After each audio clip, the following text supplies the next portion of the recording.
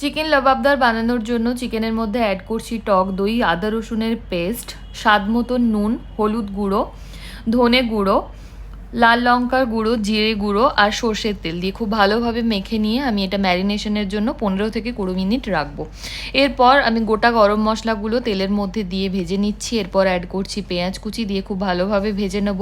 তারপর অ্যাড করছি আদা রসুন আর কাজু দিয়ে খুব ভালোভাবে ভেজে নিয়ে জল দিয়ে এটাকে সেদ্ধ হতে দেবো। অন্যদিকে একটা প্যানের মধ্যে আমি ঘি নিয়ে চিকেনগুলোকে রোস্ট করে এক সাইডে রেখে দেবো। কড়াইতে তেল দিয়ে দেবো আর যেই মশলাটা প্রথমে সেদ্ধ করে রেখেছিলাম সেটা ঠান্ডা করে পেস্ট বানিয়ে নিয়ে এর মধ্যে একে একে হলুদ গুঁড়ো, জিরে গুঁড়ো, ধনে গুঁড়ো, লাল লঙ্কার গুঁড়ো আর কাশ্মীরি লাল লঙ্কার গুঁড়ো দিয়ে খুব ভালোভাবে কষিয়ে নিতে হবে। কষানো হয়ে গেলে অ্যাড করব হোমমেড টমেটো পিউরি।